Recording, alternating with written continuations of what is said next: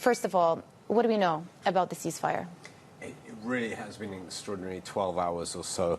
At the moment, all we know is what Donald Trump has said. And I think what's key at the moment is we've had absolutely nothing from Israel, not even a hint that it's either not going to adhere to what Trump has said or that it's on board with it. So we have to wait and see for that. What you mentioned at the top of your show, that we've had another 3 deaths in Israel from Iranian missile attacks, that's pretty significant.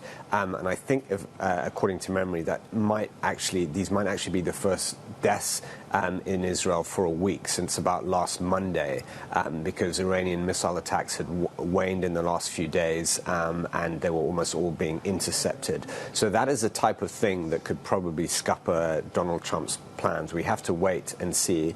You mentioned Abbas Araghchi, the Iranian foreign minister, there in his tweet. He mentioned 4 a.m. Well, we're well beyond 4 a.m. in Tehran. It's now about 7:30 in the morning there. So it's very unclear if what Trump said actually holds true and that we will see a ceasefire today. Yeah, awaiting official comments from Israel also.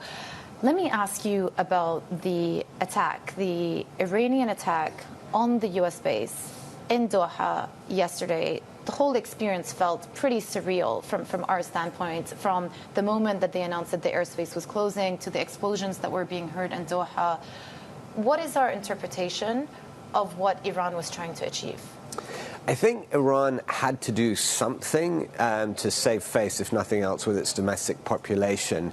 And I think the Americans well knew that. It just depended what Iran would do and how spectacular and how aggressive that retaliation would be.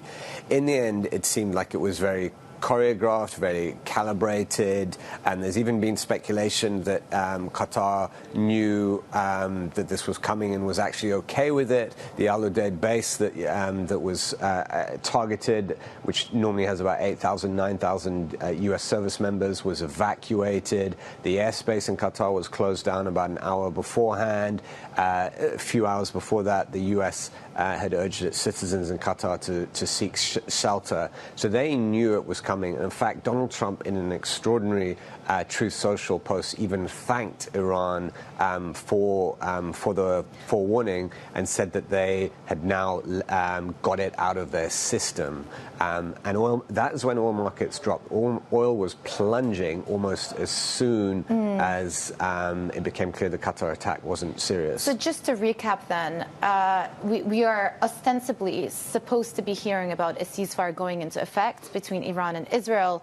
But as for the Iranian retaliation to the U.S. strikes, is that done and dusted now? Have they sufficiently delivered the response and telegraphed it to the world? It certainly seems that way. Iran didn't specify that last night and say, that's it, we're done. But by all implications, that's what it meant. And Trump seemed to take it that way, and so did the Americans. The Americans seem to think that this is Iran having done its thing, and we can call it even now.